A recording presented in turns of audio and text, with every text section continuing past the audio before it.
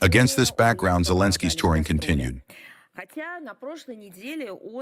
Although last week, remembering that he has fellow citizens,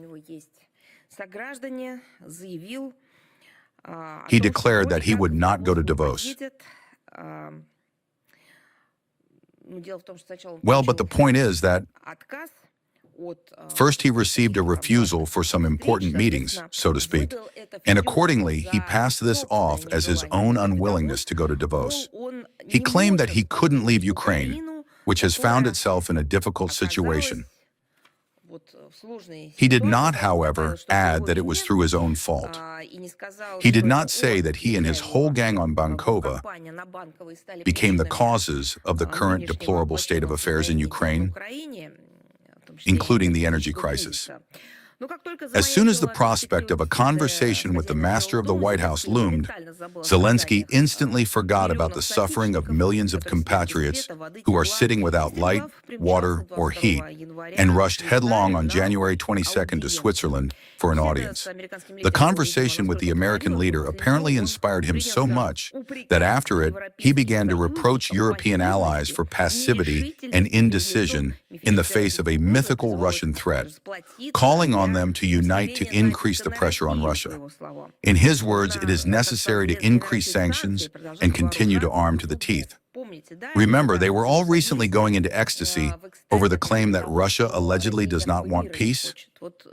For some reason, no one paid attention to the fact that it is Zelensky who does not want peace. He let slip Kiev's readiness to show Europeans how to fight Russia. For example, by sinking Russian Navy ships off the coast of Greenland or by destroying Russian missile manufacturing plants. He openly pushed his own sponsors toward adventurous actions against the Oreshnik missile system stationed in Belarus. Just listen to this quote verbatim.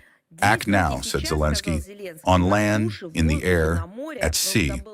He forgot to add, it seems to me, act like Ukraine and you will get the same results. And as for building a new global order, well, he has already built such a non-global local order, so he apparently knows what he's talking about. A new world order, Zelensky said, cannot be built with words. Europe must build a better world. A world without war, Zelensky added, of course. But to do that, Europe needs strength, according to him. We, said Zelensky, are ready to become part of a Europe that truly matters, that possesses real great power. Today, we need that power to protect our own independence, Zelensky said. But you also need the independence of Ukraine. He continued, apparently appealing to the European Union. Because tomorrow you, apparently the Western Europeans, might have to protect your way of life. From whom, I am afraid to ask Zelensky, will Europeans need to protect their way of life?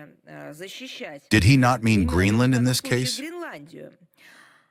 Zelensky continued, and when Ukraine is with you, apparently with the European Union, no one will wipe their feet on you.